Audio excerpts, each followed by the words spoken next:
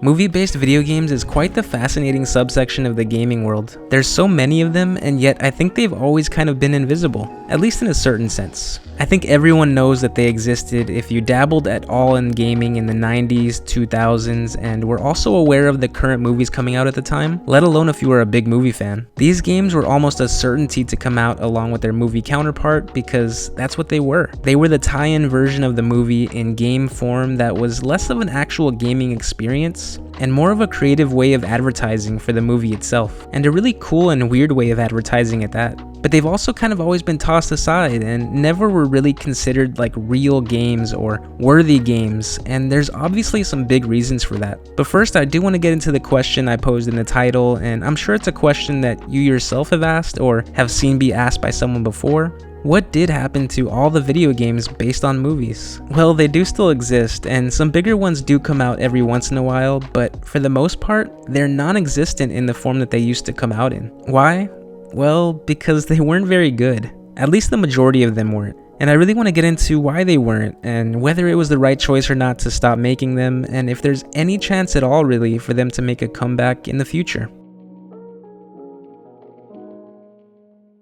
So yeah, the big reason for tie-in video games like not being made as prominently anymore might be because they usually weren't very good, but the actual underlying reason for that, which is the real root of the problem for them, is that they were almost always rushed. If you've looked into this topic before, I'm sure you'll know about that already, and it's probably something a lot of people have suspected anyway. The thing about movies is that while of course they do take time, they generally don't take as much time as it takes to make a fully fleshed out game. And then to also make a game that's either a clone of the movie beat for beat, or one that is extremely restricted in its creativity so it can stay in line with that finished product of the movie, really makes the process of that so much more difficult. The developers are essentially stuck waiting for the movie to be done filming so they can get everything in the game to go along with it, or as much as they possibly can, and of course that leaves them with such a limited amount of time to create this world for that game to exist in, beyond all the details that they're forced to use from the elements in that movie. We're talking about the actors and the dialogue, and more often than not, these big scenes that they have to recreate. And the time that they get from that point to when the movie is being released in theaters could be an extremely small window. I'm only suspecting on this point, but I would imagine that there would be times when a movie tie-in game probably didn't even get more than a year to be developed. Because from the time a movie is done filming to the end of its marketing run and eventual release can easily be less than that. And yet with all that being said, I actually think for the constraints that these games are always dealing with, a lot of the movie-based games are so much better than they have any right to be, or at least from what I can remember. Which kind of leads me into this next point, which is the huge factor as to why these games ever even existed in the first place. And that is for the kids who, for one, might be way more interested in playing a game that's completely focused around one of their favorite movies or a movie that they've really been looking forward to, and two, have absolutely terrible taste. I mean, that's just a fact. I definitely did, which is why I had a blast playing the Cat in the Hat game, or the Charlie and the Chocolate Factory game,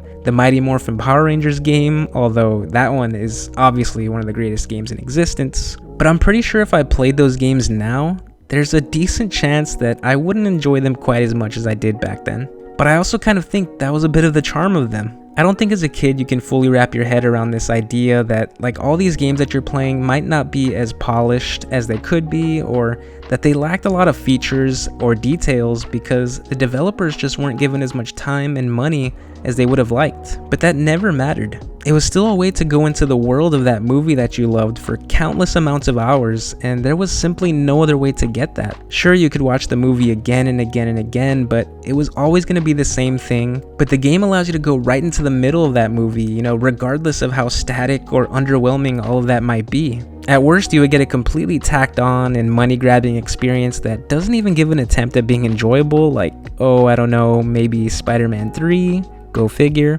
But there was also the chance to get something kind of awesome, like the Order of the Phoenix game, which kind of seems like a weird choice at first, but it actually puts you in the shoes of Harry and lets you get to recruit everyone into Dumbledore's army, which was actually really cool. or as Anakin Skywalker chopping off Count Dooku's head in the Revenge of the Sith game. Some of my childhood favorites were, for one, the Peter Jackson King Kong game that I don't think a lot of people loved, but I can still remember just being so obsessed with that one, even though I don't think I really even enjoyed the movie that much, but it was just such an exciting world for a game. And the Series of Unfortunate Events game, which was another one that was really able to pull off like this bizarre and interesting world that had all these kinds of like cool puzzle elements and was way more fun than I would have ever thought it could be. And also one that was a little less conventional than the typical tie-ins for like a specific movie and kind of more of a spin-off. Enter the Matrix, which is a game that I still often think about to this day because it was just so much fun, and I would love to be able to play like a remastered version of that at some point. The two things that I loved more than anything growing up, and really still do, were sports and movies. And games was this incredible format to experience both of those in such a more in-depth way. And it was because of sports games and movie games that I really developed this deep love for video games in general, and I would still say that I enjoy those genres the most, and it's really a sad state of affairs where both of those are right now, but that might be a topic for another day.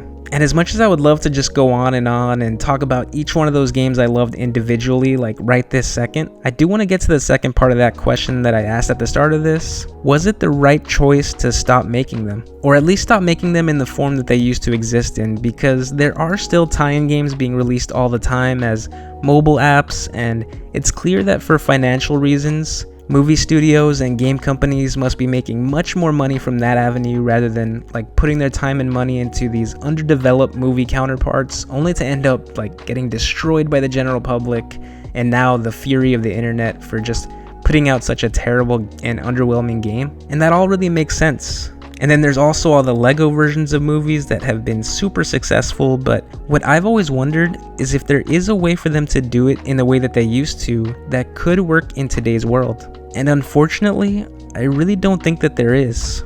But it is working in a different way, and I think it's clear to see what that is based on just the last few years. They've basically completely departed with the movie tie-ins and instead have devoted all of their resources into the world of the movies rather than on a specific movie itself. We've seen that with games like Alien Isolation and Marvel's Spider-Man, the Middle-earth games, Jedi Fallen Order, and upcoming releases like Hogwarts Legacy. And this isn't some new trend that they chose to do after the tie-ins kind of stopped working. These kinds of games have been around forever, but I don't think there's ever been a stronger time for them. Movies, of course, have always been popular, and games have always been popular too, but the latter definitely had to catch up a bit, and more so, had to earn some respect. Say what you will about the tie-in games, but one thing I think we can all agree on is that they probably were never taken too seriously. It's just like with all the movies based on video games. The melding of those two for many reasons just hasn't had a ton of success. And when you see a new movie coming out now that's based on a video game, the expectation is always that it's probably going to be terrible. And it really seems like the big reason for the failures for both sides of it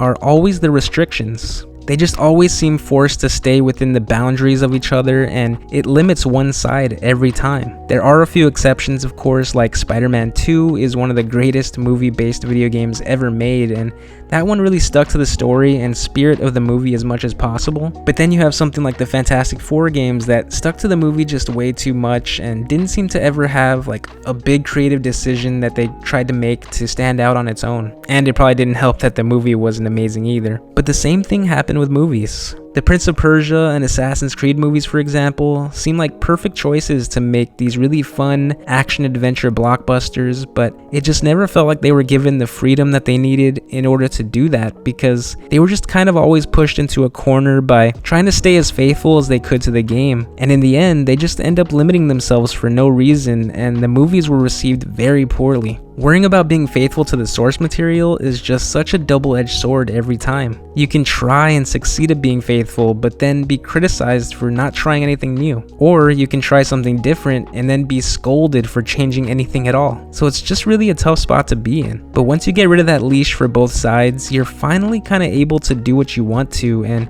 get to play with the world of that game or that movie and just make a fresh, original story that you feel really passionate about without completely having to appease the fan base. We've seen that be a massive success with games like Jedi Fallen Order, which is a bit of a weird one to start out with because it is canon with the movies and it does have its own limitations in that way, but it's still a brand new story with new characters and isn't completely tied down to a specific movie. And staying with Star Wars, they actually pulled that off maybe as well as anyone can ever dream of way back in 2003 with Knights of the Old Republic, which was completely free of anything from the films because it took place so long before any of that happened, and they were able to tell a story that many considered to be the best story ever told in Star Wars. And I mentioned them before, but the recent Spider-Man game and now Miles Morales coming out, and the Middle-earth games, and of course the Batman Arkham games are not only great games, but Game of the Year contenders and have done so much justice to those franchises.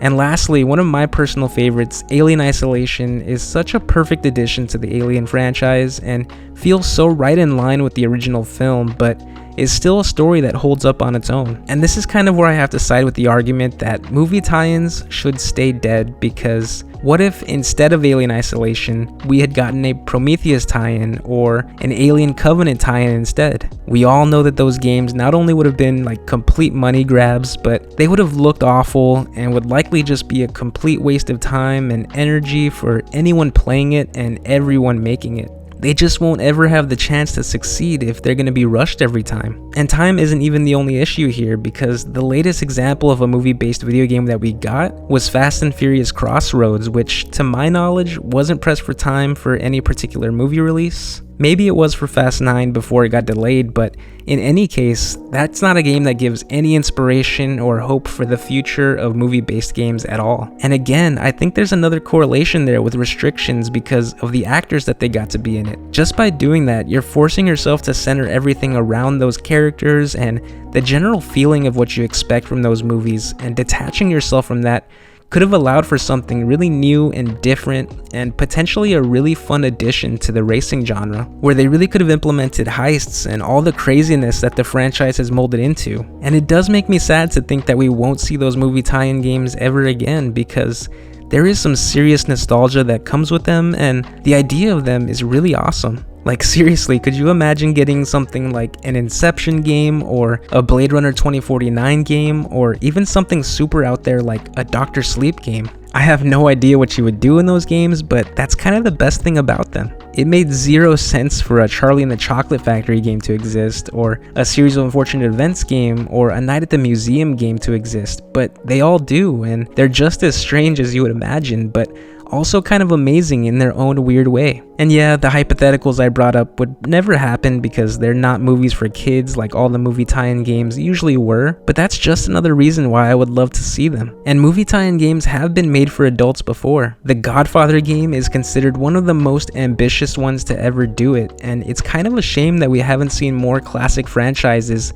that you would never expect to have a video game come out for it give that a shot. All that being said though, I do think the world of gaming is obviously so much better with developers getting the time to make something much more thorough and fleshed out, like something like Marvel's Avengers that just came out, instead of something like an Endgame ripoff that would have been thrown together in a year with super shoddy graphics and voice acting straight from the movie. But also, don't you kind of want to see what that would have looked like? I would never want that game to be full price, but for $30 and maybe even $20 or less if it went on sale, I wouldn't mind getting to play as actual Robert Downey Jr. or Paul Rudd in this clunky like mid-2000s looking version of Endgame, because it would just be so cheesy and dumb. And in a way, that's what my love of games was built off of, and just because I'm older now doesn't mean I don't still enjoy that from time to time. So at the end of all of this, I guess the obvious answer to the question is that movie-based games just simply don't exist anymore. Well, again, at least not in the way that they used to, and that's definitely a little sad, but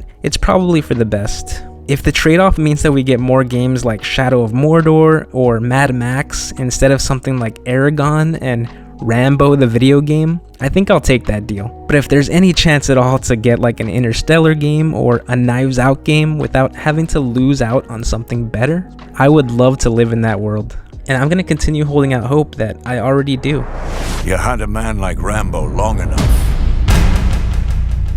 sooner or later you'll find yourself the one being hunted. You don't come back from that.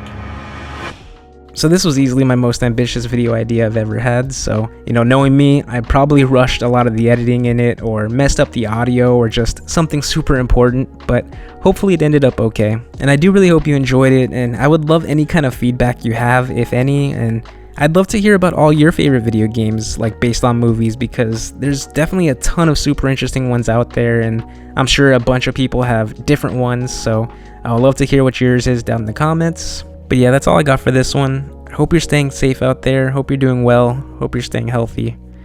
And just thank you so much for watching this. It really does mean a lot. And I hope to catch you in the next one.